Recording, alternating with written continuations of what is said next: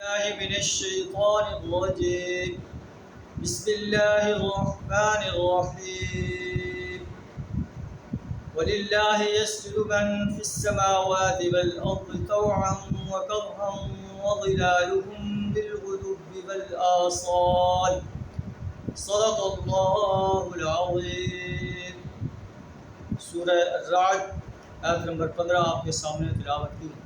اس کا ترجمہ کچھ اس طرح ہے: وَلِلَّهِ يَسْجُدُ مَن فِي السَّمَاوَاتِ وَالْأَرْضِ.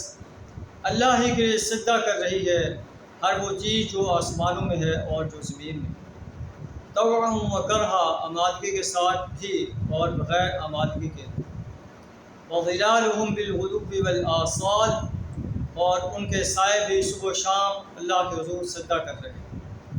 یعنی زمین و آسمان کی ہر چیز جو ہے وہ اللہ کی تابع فرما ہے. انسان اور جن یہ دو مخلوقات ہیں جن کو اللہ نے اختیار دیا ہے، چاہیں تو وہ اللہ کی اطاعت کریں، چاہے تو وہ اللہ کے خلاف بغاوت کا علم بلند کریں. تو بحیثیت انسان ہمیں دیکھنا ہے کہ جب زمین و آسمان کی ہر چیز اللہ کی فرمانبرداری کر رہی ہے، اللہ کے حضور سے درریز، کیا ہم بھی اللہ کے فرمانبردار بندے بن کر اس زمین میں جو ہے رہ رہے ہیں، یا اللہ کے باغی بن کر جو ہے اپنی زندگی گزار رہے ہیں؟ اگر ہمیں اللہ کا بندہ بننا ہے، جنت میں اعلیٰ مقام حاصل کرنا ہے، تو ہمیں اللہ کا تابع فرمان بن کر رہنا ہوگا. اللہ کے حضور جو ہے سجدہ ریز ہونا ہوگا، اللہ کے حضور ہاتھ پھیلانا ہوگا، اپنا وہ مقصد حیات پورا کرنا ہوگا جو اللہ نے ہمارے ذمہ لگایا ہے کہ کنتم خیر امۃ اخرجت للناس، تم ایک بہترین امت، تمہیں دنیا کے انسانوں کے لیے اس لیے میدان عمل میں لایا گیا ہے.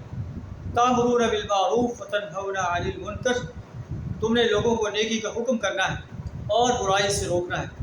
وتؤمنون باللہ، اور اللہ پر ایمان لانا ہے، اللہ پر سچا ایمان لانا ہے. آئیے ہم بھی زمین و آسمان کی ہر چیز کی راہ اللہ کے تابع فرمان بن جائیں، اللہ کے حضور سجدہ ریز ہو جائیں، اللہ کے تابع فرمان بن کر جو ہے اپنی زندگی گزاریں. ہمارا اٹھنا اور بیٹھنا، چلنا اور پھرنا، زندگی کا کاروبار کرنا اللہ اور اس کے رسول صلی اللہ علیہ وسلم کے احکامات کے مطابق، جیسے اللہ نے ارشاد فرمایا: قل ان صلاتی ونسکی ومحیای ومماتی للہ رب العالمین. اے نبی صلی اللہ علیہ وسلم، آپ کہہ دیجئے میری نماز، میری قربانی، میرے مراسم عبودیت، میری زندگی، میری موت اللہ کے لیے تمام جہانوں کا جو تمام جہانوں کا رب ہے. اللہ سے دعا کرا ہمیں اپنا صحیح معنی میں فرمانبردار بندہ بننے کی توفیق عطا فرمائے. آخر دعوانا الحمدللہ رب العالمین.